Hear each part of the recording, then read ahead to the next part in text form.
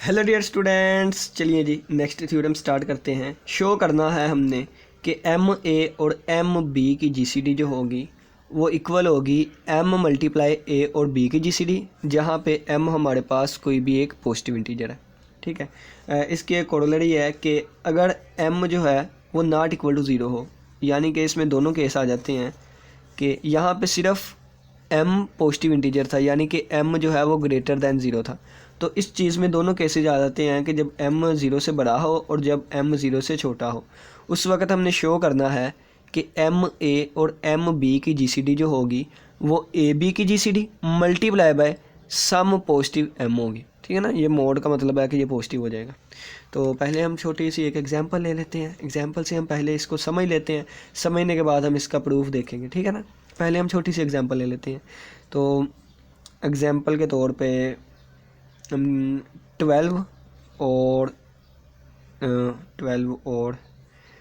36 कर लें। नहीं, कौन सा नंबर करें? 24 कर लेते हैं। नहीं, 12 और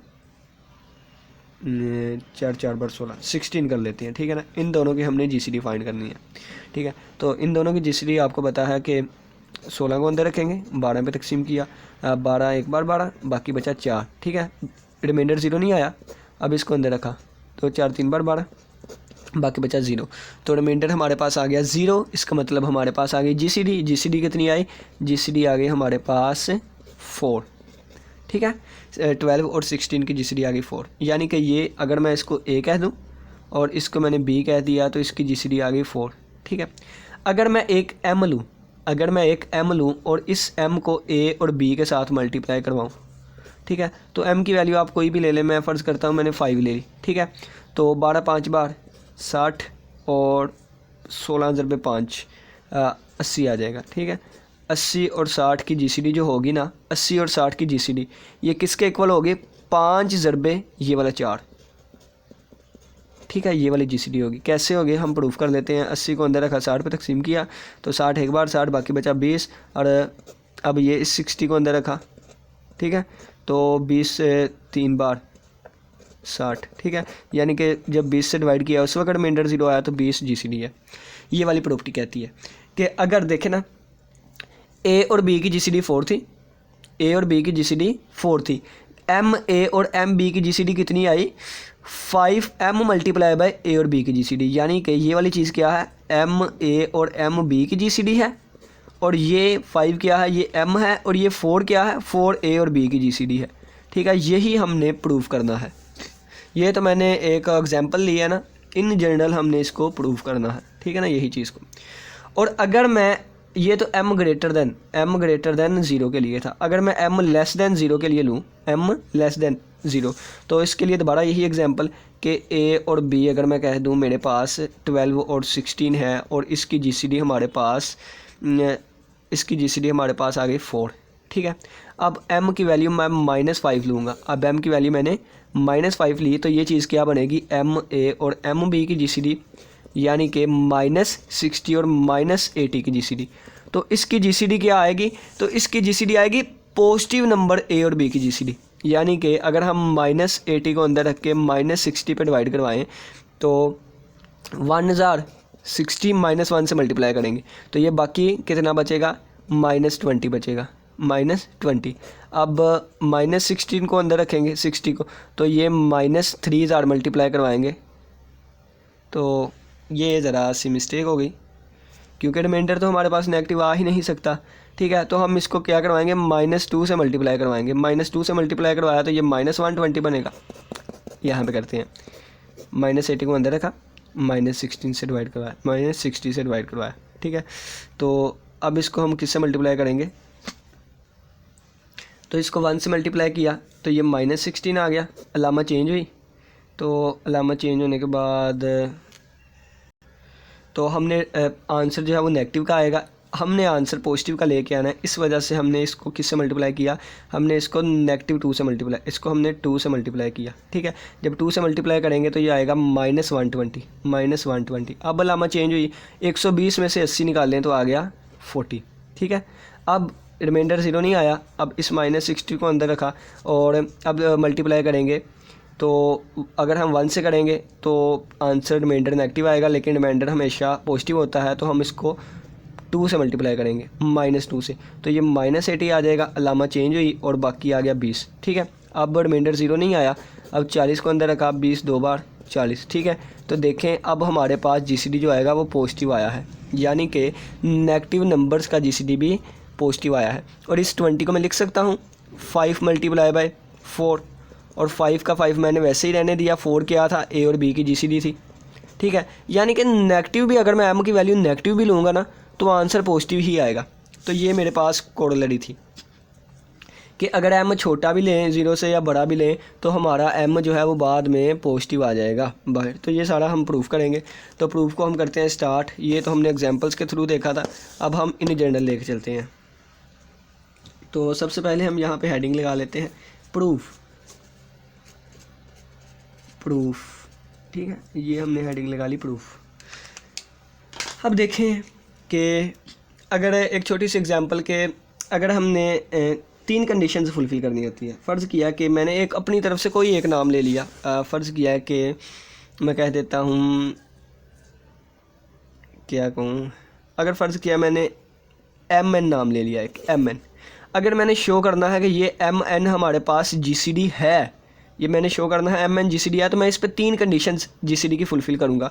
पहली ये कि MN ग्रेटर दैन 0 हो, MN जो है वो A को डिवाइड करे, MN जो है वो B को भी डिवाइड करे। फिर मैं कहूँगा कि CA कोई भी इंटीजर है वो C अगर A को भी डिवाइड करता है, C जो है B को भी डिवाइड करता है, C जो है फिर MN को भी डिवाइड करे। ठीक है, अगर मैंने प्रूव करना है कि अहमद जो है वो GCD है, एग्जाम्पल ही लेनी है, अहमद नहीं अली GCD है, फ़र्ज़ किया मैंने एग्जाम्पल लेनी है अली GCD है, तो मैं क्या प्रूव करूँगा, अली ग्रेटर दैन 0 है, अली डिवाइड करता है A को, अली डिवाइड करता है B को। अगर एक C इंटीजर है, A को भी डिवाइड करता है, B को भी डिवाइड करता है, तो वो इंटीजर अली को भी डिवाइड करे। यानी कि कोई भी चीज़ को अगर मैंने GCD प्रूफ करना है तो उसके लिए 3 कंडीशंस फुलफ़िल कर दूँगा। ठीक है, पहली ये कि वो GCD ग्रेटर दैन 0 होना चाहिए। दूसरी कंडीशन ये कि वो जो GCD है जिन इंटीजर्स का लिया है वो उनको डिवाइड भी करता हो। तीसरी ये कि मैंने एक C ले लिया है जो कि दोनों इंटीजर्स को डिवाइड करता है, वो फिर GCD को भी डिवाइड करे। ठीक है, तो यहाँ पे हम इसको स्टार्ट करते हैं। चलें जी, माइंड फ्रेश करें शुरू से। ये सारी चीज़ नहीं समझ आई तो वो आप साइड पे यहाँ से हम देखते हैं। हमने शो करना है MA की GCD M, लेट कर लेते हैं हम लेट। ये बार बार ए बी लिखने के बजाय हमने लेट कर लिया, D किसके इक्वल है, A और B की GCD। ठीक है ना, यानी कि जहाँ जहाँ A और B की GCD लिखी होगी वहाँ मैं D लिख दूँगा। अब मैंने ये चीज़ लेट कर लिया, तो इसका मतलब है मैंने प्रूफ क्या करना है, इसका मतलब है अब मैं प्रूफ करूँगा MA और MB की जो GCD होगी वो किसके इक्वल आए, M मल्टीप्लाई बाय, इसकी जगह मैंने छोटा नाम रख दिया। ये चीज़ अब मैंने प्रूफ करनी है। ठीक है, ये चीज़ मैंने प्रूफ करनी है, यानी कि ये चीज़ जो है वो इसकी और इसकी GCD है। ठीक है, तो इस चीज़ पे मैं 3 कंडीशंस फुलफ़िल करूँगा। पहली ये ग्रेटर दैन 0 है, दूसरी ये कि ये MA और MB को डिवाइड करता है, तीसरी ये कि अगर C जो है या कोई भी इंटीजर MA और कोई भी इंटीजर MB को डिवाइड करता है तो फिर वो C इंटीजर MD को भी डिवाइड करेगा। समझ आ गई क्वेश्चन की क्या है? अल्हम्दुलिल्लाह।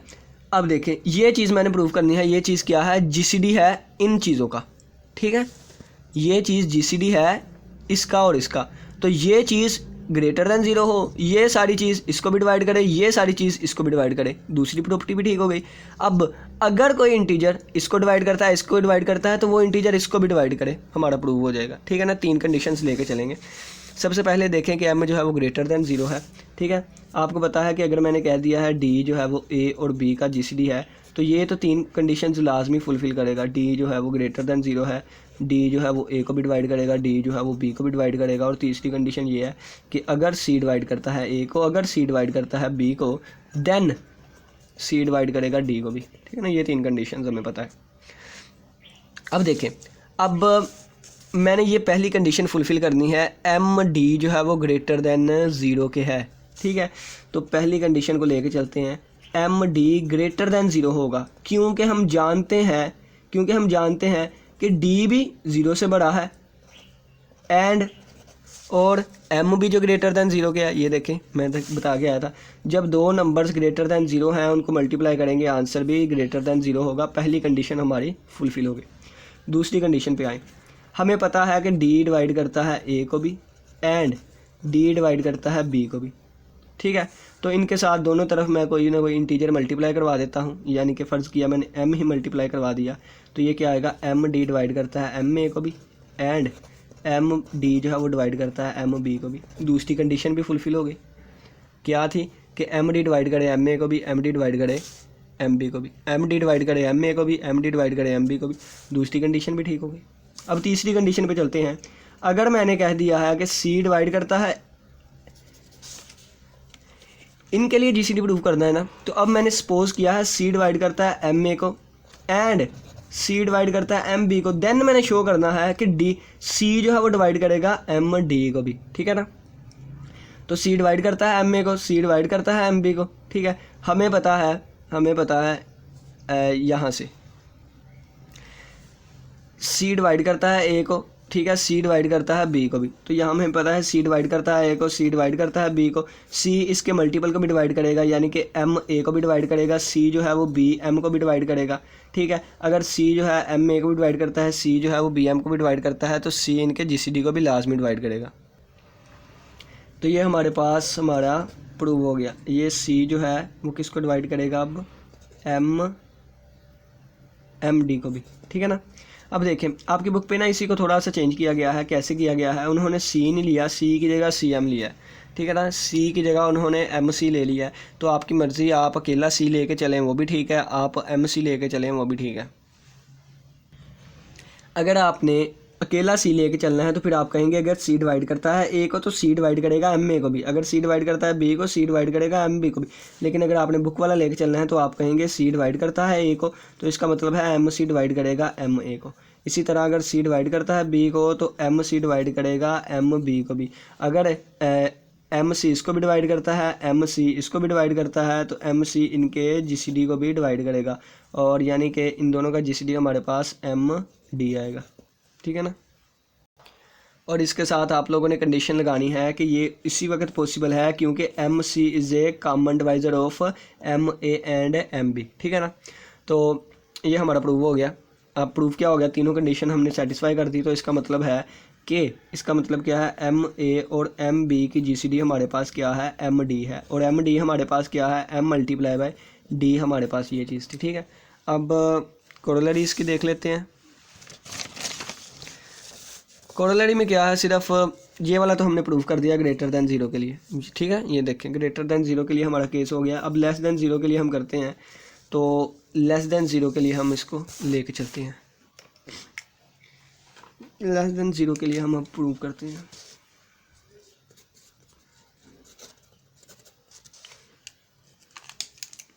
देखें कि जब m हमारे पास लेस दैन ज़ीरो है, ठीक है, तो इसका मतलब है माइनस m को हम लिख सकते हैं, ये वाली चीज़, ठीक है, क्योंकि मोड जो है वो इसको पॉजिटिव कर ही देगा।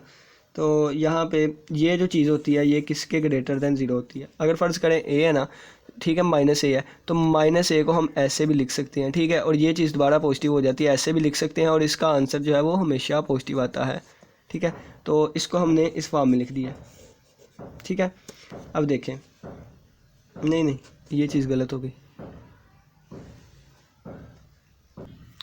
यहाँ पे अगर आपको समझाने के लिए मैं बताऊँ तो m का मोड जो है ना वो किसके इक्वल होगा, m का मोड हमारे पास पॉजिटिव m और नेगेटिव m होगा। जब m की वैल्यू 0 से बड़ी होगी या बराबर होगी तो ये वाली चीज़, और जब m की वैल्यू जो है वो 0 से छोटी होगी तो ये हमारे पास माइनस m आता है। तो यहाँ पे हमें पता है m लेस दैन 0 लेके चलेंगे हम, तो इस वजह से मैं m मोड लिख सकता हूँ, ठीक है ना।